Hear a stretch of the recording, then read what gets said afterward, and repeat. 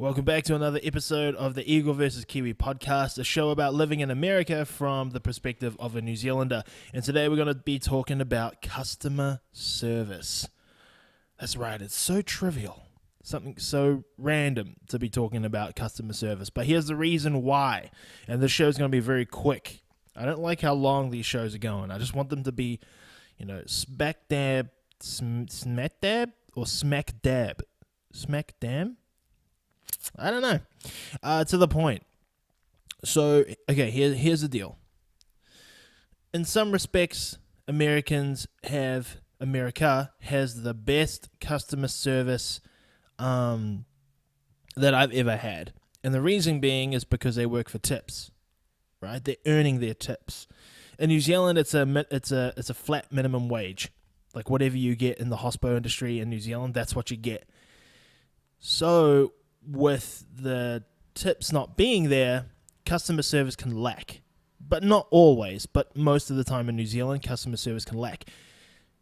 Now, I know that it was a bit of an issue when Megan from America went to New Zealand and she was weirded out by that. So I'm going to give you a bit of a scenario. So, in America, you're done with your meal, You wait for the check, right?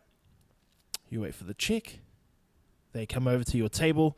They give you your receipt on how much it costs. You look at it for a little bit. You go, okay, cool. Then you do your little, breakdown of what the tip should be. And then you give your card over. Lady comes by, lady or guy, comes over, waiter comes over, picks up the tab, picks up the check. Not check, the check. Takes it back to her or his computer. Types in the numbers or whatever the fuck it is.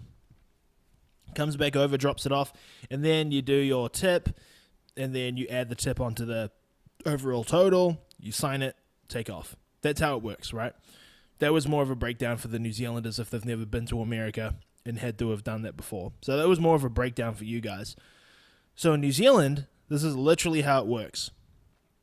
Even in the fanciest of restaurants, okay? Waitress or waiter greets you at the door. They seat you, okay? They automatically know where you sit, just like any other restaurant in the world. And when you're done with your meal, you get up off your table, you walk over to the hostess or wherever the entryway that you came in, you pay for your meal there, and that's it.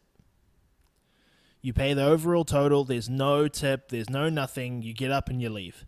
And I know there are some places like that here in America, but most of the time in America, the waiter or waitress is going to come over to you and do all your shit that you need to do, right?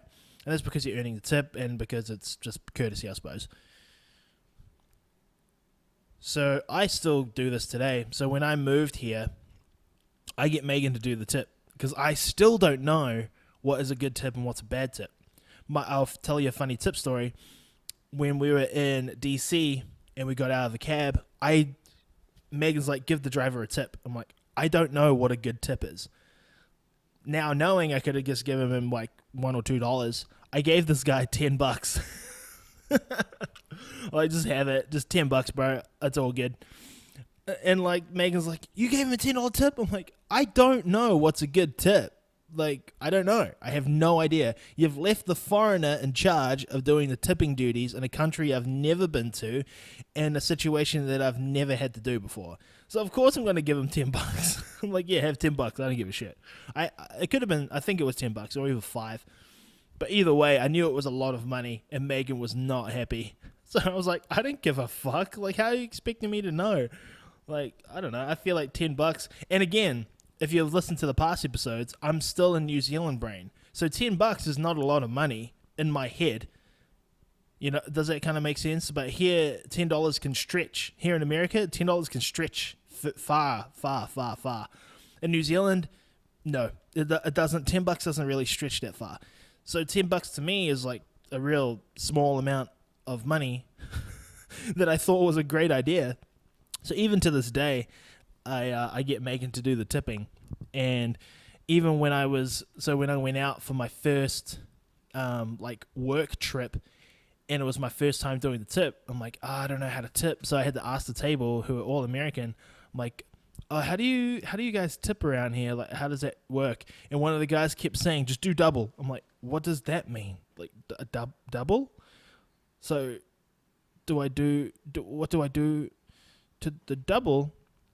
Do I just, so if it's $6, do I add another $6 on top of that? Like, I don't know.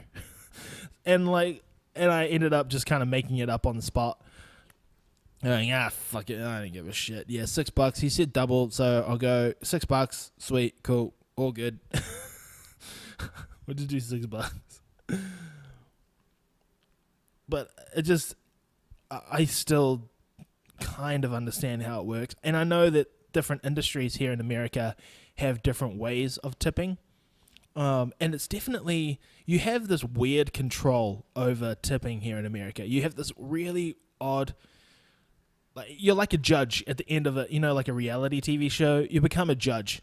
Like, well, now they did seat us properly. They did give us our water, but they didn't come back around to give us a second glass of water, and they didn't check up on us. Now, that could be a very low score. What do you think, Megan? Like, it kind of works that way, which is really weird. You have that odd power to determine how much money this person's getting, which is, I don't know. I just, and even tipping in general, like if the food is bad, that's not the waiter or waitress's fault. That's the chef's fault. So and then you're going to give a bad tip just to the waitress because the food, which is the chef's fault, gave you a shit meal. That's not the waitress's fault. Or waiter, that's the fucking chef's fault. Or if the host at the door was really rude and you gave a shit tip because of that, that's not the waitress or waiter's fault. That's the host's fault. And I don't even think a host gets a cut of the tip from what I think I understand of tipping, how it works here in America. You could probably hear fucking Pepper. What the fuck? Pepper is ripping up. Can you stop? I'm doing a podcast. Pepper is my puppy. She's like a couple months old. She's ripping up the couch. Oi.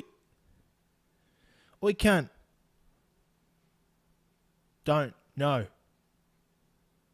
Chill. Or I'll come over there. Smack ya. Smack you on the bum. I won't though. Watch me do nothing. Absolutely nothing. She's just going to keep digging her face into the couch. Poor Ollie is trying to relax. Ollie's moving, and then Pepper's like, I'm going to move with you too. I'm going to smell your butt while you do it as well. I'm going to just show you my butt so you can smell it. Fuck, man. Having two dogs. One being the adult and the other one being the puppy. It's fucking insane. Anyway, but okay, back to tipping. So in New Zealand, you don't have to do that. They get minimum wage. General sales tax is added on to the overall total of anything that you go to. So if it's $10, it's $10. There's no added on tax. There's no added on anything else. It's just $10. If your meal costs $1 or $2 or $3, imagine if your meal costs $1. If your meal costs $5 or $6, $7, that's how much you're paying. You're not going to pay any other odd tax. I ran into that situation in Pittsburgh when I went to Starbucks for the first time in Pittsburgh, and I went to go get a muffin. It was like $2.75, so I had $2.75 exactly. So I went up to go pay, and then it was like $2.80 something like that. I'm just exaggerating a little bit, but added tax. And I'm like, oh fuck. I just counted for 75. Now I have to come. Oh shit, baby, can you give me, can you give me 15 more cents, please? I wasn't ready for the tax part. It's just odd. I did go a little crazy, little spending heavy when I first came to America because everything was so cheap, comparative. Example being, I got a Ralph Lauren polo in New Zealand, which cost me $108. $108, but in America, $20.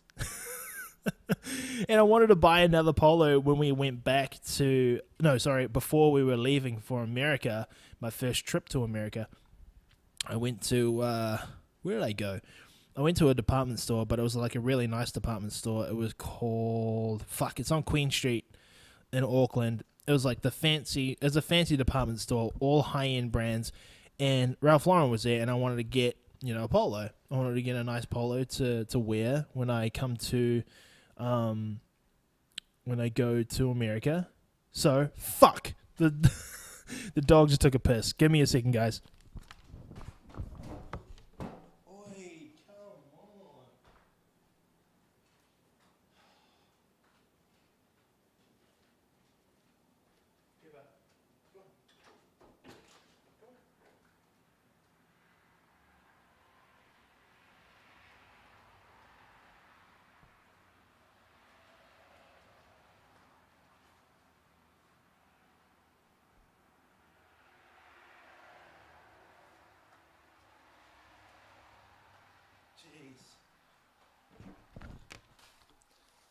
The crazy thing is that I saw her by the back door that we've got, and she was sniffing it, and I'm like, I have a feeling she needs to go outside. Yep, and she just took a piss right on the fucking floor. Now I have to leave it there. Now I'm going to have to leave the door open. Anyway, I went a little crazy being in America for the first time. The polos was a situation. Ralph Lauren shoes that I saw for the very first time. Didn't know those were a thing.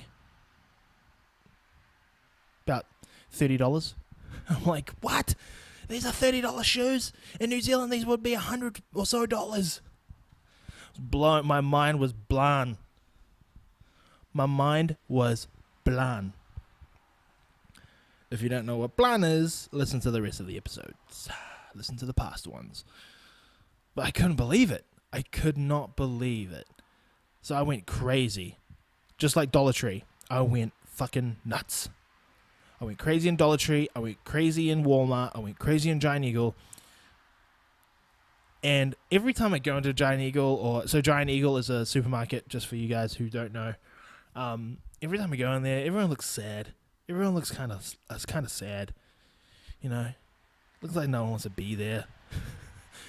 There's a lot of old people. A lot of elderly people work. You don't see that in New Zealand. They're all out of school, out in the high school. No elderly. You don't see elderly people. So when I walk into a Walmart, walk into a Giant Eagle, walk into a heebie-jeebie, it's just insane to me to see the amount of elderly people who are still working because they get fucked over from the whole situation of the recession that happened years and years ago. Crazy to see that the bang-on effect is still happening. But yeah, customer service here in America is top-notch to an extent. Than New Zealand to an extent. I feel like Americans, when it comes to that stuff, they're good at, being hospitable. When in New Zealand, they're not the greatest. I remember my mother-in-law, she wanted to know what was in a certain muffin because she really loved it. She was like, man, this muffin is delicious. What's in this muffin? And the lady behind the fucking counter, in the most New Zealand way possible, small town New Zealand way possible, she said, tomatoes. You're a fucking prick. You're such a dick. My mother-in-law is trying to show some genuine interest in your fucking dumbass muffin. And all your reply is, oh, it's tomatoes. Or tomatoes if you're from America. But yeah, her reply is, tomatoes. Yeah, they're from the farm. In the most Kiwi way possible. But that's what I love about New Zealand. We're so straightforward. We're so black and white. We're so just to the point. We don't want to create small talk. You're there to do it or not. You know what I mean? But yeah. Okay, the episode's done. Okay, I'm sick of doing these 30-minute long episodes. This is all you're getting. Even with the silent, awkward pause when I had to go clean up my dog's piss. All right, we're done. That was customer service on the Eagle versus Kiwi podcast. If you love the show, look, I love you for listening to the show. This is like the very non-serious non-serious show that I can do that's not on Honor and Conquer. It's this really weird thing now that Honor and Conquer is getting more professional, and I can't be an absolute goofball to an extent sometimes. I can still swear, and I'm still me, but on this Eagle vs. Kiwi podcast, on this show specifically, I can be an extra goofball. I can nerd out on the things that I saw when I first came to America, and that I still nerd out on today. But if you love this show, look, if you loved it, please share this with your friends. Share this on Twitter, share this on Facebook, share this on your Instagram page. It'll mean a lot to me, and get more people to come to the show, to listen to the show, I should say, and get a little bit more educated on the lower level of New Zealand / American knowledge. And this is what the show's all about. It's about living in America from the perspective of a New Zealander. And these are just my genuine thoughts. You know, I haven't looked up anything. This isn't backed by any facts that I saw online. These are just from what I've seen and my personal experiences, okay? So please share this podcast to your friends on Facebook, Instagram, Twitter. Follow us on Podbean. And look, if you want to pledge towards us to help us out with this podcast, simply just go to Eagle vs. Kiwi podcast.podbean.com. Click the Become a Patreon supporter of this show. And we've only got pledges for $1 and $5 because we do want to make some money off this show, just so we can keep up production costs, just so we can keep like the audio quality good, the making the content, social media content to go out onto our social media content channels sharp and crisp. So with the $1 pledge, you'll get a thank you email from me and your name and the credits of the on the Podbean website, and I'll follow you on your social media channels, just the one, all right? If you got like 3, I'm not going to follow all 3 of them. So you just tell me which one you want me to follow, and I'll follow it. And then if you pledge a $5 per month amount, you'll get everything from the $1 bracket. You'll get your name shout out on the beginning and the end of every single Eagle vs. Kiwi podcast, and it'll just mean a lot to me as well. All right, we've got some goals, and it's just, like I said, we want to add more value to this content. We want to set up a video. So $200 should go into, that's the overall goal per month. It's going to go right back into this show to get a better rig, to get a better setup for video, to possibly get a better setup for the mics as well. Because a $200 amount is more realistic. I could be an absolute prick and ask for fucking more than $200, but looking at it realistically, $200 should be enough to keep up the monthly cost of even having the premium podcast Podbean website, audio quality of the show, and then going towards the video. Okay, that was long. That was a very long explanation, and I apologize for that.